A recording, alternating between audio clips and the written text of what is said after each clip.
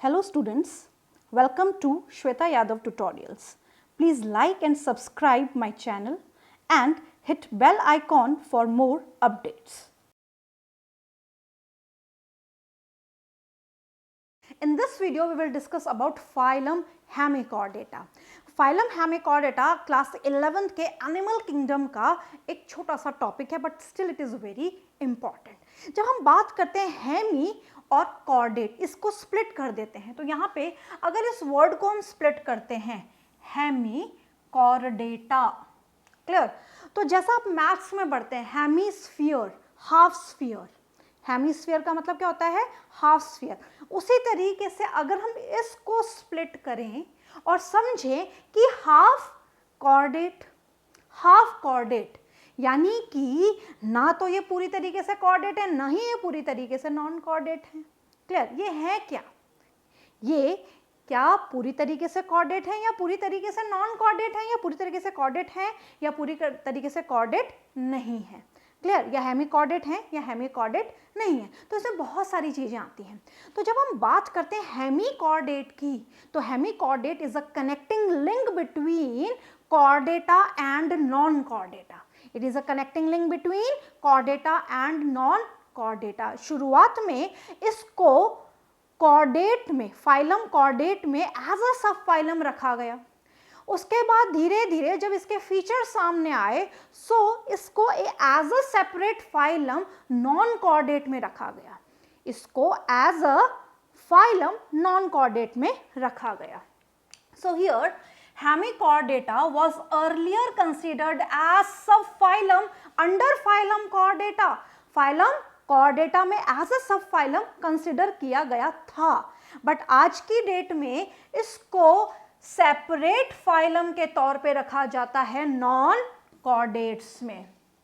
So it is a connecting link, important. It is a connecting link between non chordates and chordates. ये non chordates और chordates के बीच का connecting link है. This phylum consist of small group of worm like marine animals. इसमें छोटे छोटे worm like marine organisms आते हैं. यानी कि इससे दो बातें हमें समझ में आई कि यहाँ पे स्मॉल वर्म लाइक ऑर्गेनिजम्स मिलते हैं, साथ ही साथ मैराइन है. किस नेचर के हैं ये? इनका हैबिटेट क्या है? मैराइन है. साथ ही साथ इसमें organ system level of organisation देखने को मिलता है. Organ system level of organisation देखने को मिलता है. These are bilaterally symmetrical. These are bilaterally symmetrical. These are triploblastic as well as coelomate. ये triploblastic भी हैं, ये coelomate भी हैं. तो ये वाले जो फीचर्स हैं organ level of organ system level of organisation, triploblastic, coelomate, bilateral, symmetrical, ये फीचर्स काफ़ी पहले से चले आ रहे हैं. तो हेमिकॉर्डेट्स में भी ये देखने को मिलते हैं. Body is worm like. अब इन ऑर्गेनिज्म के बारे में हमने पहले ही बात कर ली थी कि इनकी जो बॉडी है वो वर्म लाइक है. तो नॉर्मल सी बात है, इस पर्टिकुलर फाइलम में स्मॉल वर्म लाइक ऑर्गेनिजम्स होते हैं. इन वर्म लाइक ऑर्गेनिजम्स की जो बॉडी होती है वो सॉफ्ट एंड ब्रिटल होती है. सो body is worm like, brittle and soft. Clear. Body 3 हिस्सों में डिवाइडेड है. इनकी जो बॉडी है वो 3 हिस्सों में डिवाइडेड है, proboscis, collar and trunk. So body is divided into proboscis, collar and trunk. 3 हिस्सों में इनकी बॉडी का डिवीजन है. इनका जो अगला हिस्सा है that is anterior part. This anterior part is proboscis. ये वाला पार्ट प्रोबॉयसिस है. ये वाला जो रीजन है this is collar, this is proboscis, this is collar and this particular region, ये पूरा जो रीजन है यहाँ तक का दिस इज ट्रंक. तो trunk is long, trunk is long and anterior part is proboscis. So anterior proboscis, then collar and long trunk is present in their body. Clear. Next हम बात करते हैं डाइजेस्टिव सिस्टम. तो digestive system इनमें complete है. Mouth and anus separately located है. So they have mouth as well as anus as a separate opening, but these are ciliary feeders. These are ciliary feeders. तो इनका digestive system complete है, इनमें complete alimentary canal present है from mouth to anus.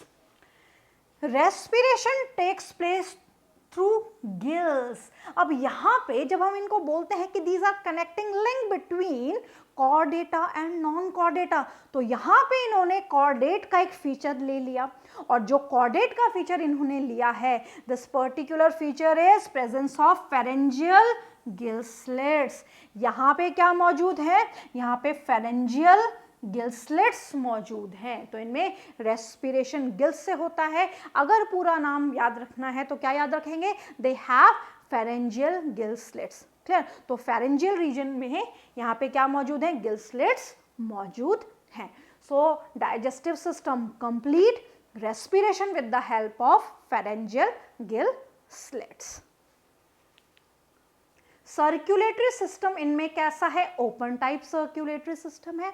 Circulatory system कैसा है, open type circulatory system है। खास बात क्या है कि भाई ये नॉन कॉर्डेटा में रखे गए हैं, तो हमें यहाँ पे क्या ध्यान रखना है कि नॉन कॉर्डेट में जो हार्ट की लोकेशन है वो हार्ट की लोकेशन डॉर्सल होती है। नॉन कॉर्डेट में हार्ट डॉर्सली लोकेटेड है, तो ये नॉन कॉर्डेट्स में रखे गए, तो यहाँ पे भी हार्ट कैसा है, डॉर्सली लोकेटेड है। ओपन टाइप सर्कुलेटरी सिस्टम है, ब्लड कलरलेस है। क्लियर?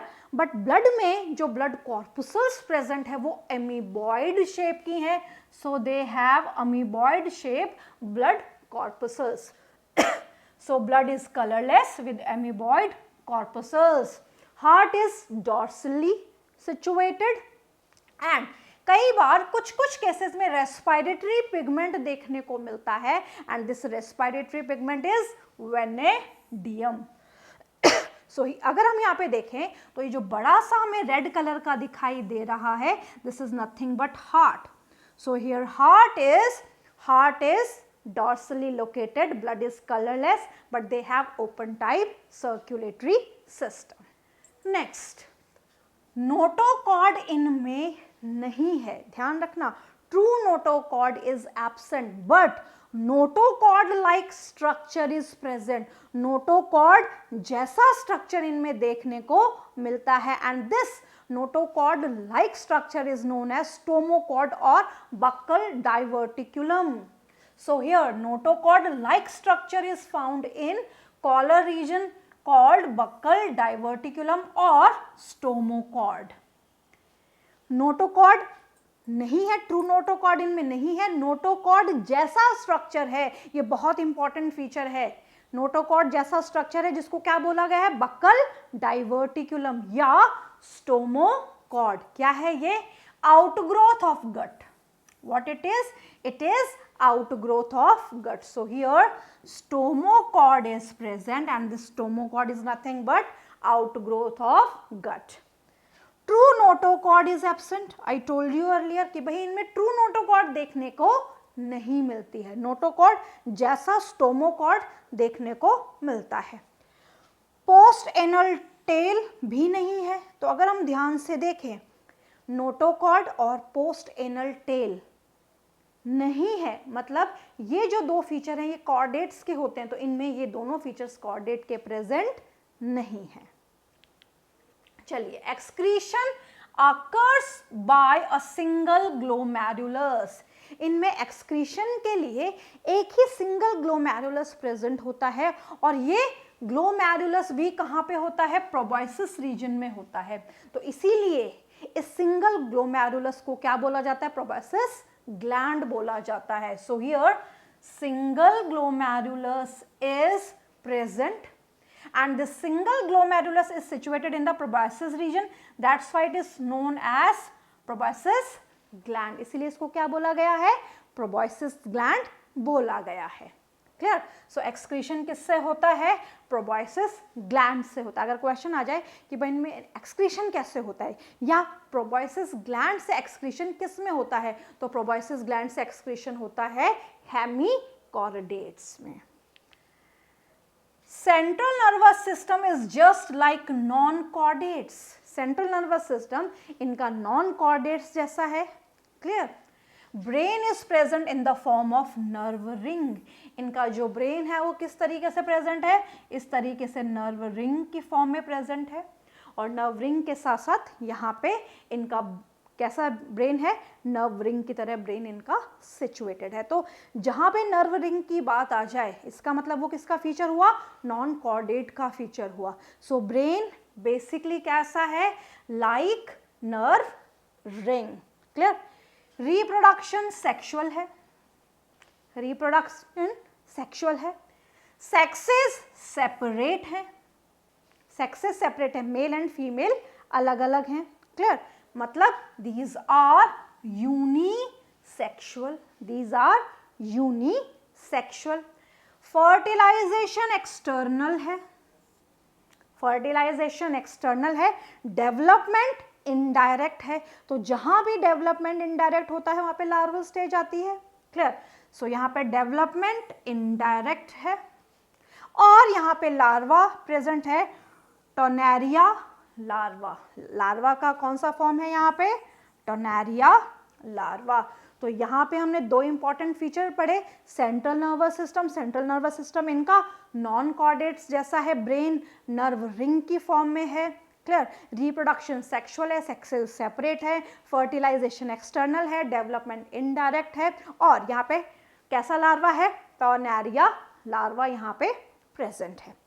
जब इनके एग्जाम्पल्स की बात की जाती है तो यहाँ पे एग्जाम्पल है बैलेनोग्लॉसिस, जिसको टंग वॉर्म बोला जाता है, एंड सेकोग्लॉसिस, जिसको बोला जाता है एकॉर्न वॉर्म। तो यहाँ पे आपको याद रखना है एग्जाम्पल बैलेनोग्लॉसिस एंड सेकोग्लॉसिस। तो ये इनके कॉमन एग्जाम्पल है। तो यहाँ पे हमने पढ़ा फाइलम हेमिकॉर्डेटा के बारे में, जिसमें आपको कुछ बातें इंपॉर्टेंट याद रखनी है। It is a connecting link between Chordata and non Chordata. Clear. These are small worm like organism. इनमें बॉडी 3 हिस्सों में डिवाइडेड है, प्रोबॉयसिस, कॉलर एंड ट्रंक। यहाँ पे प्रोबॉयसिस में प्रोबॉयसिस ग्लैंड होता है जो एक्सक्रीशन में मदद करता है। रेस्पिरेशन के लिए यहाँ पे गिल स्लिट्स प्रेजेंट हैं। क्लियर। इसी के साथ साथ यहाँ पे नोटोकॉर्ड नहीं है, नोटोकॉर्ड जैसा स्ट्रक्चर प्रेजेंट है जिसको बोला जाता है स्टोमोकॉर्ड और बक्कल डाइवर्टिकुलम। तो ये कुछ इंपॉर्टेंट बातें आपको यहाँ पे हेमिकॉर्डेटा की याद रखनी है, along with the example balanoglossus and सेकोग्लॉसिस।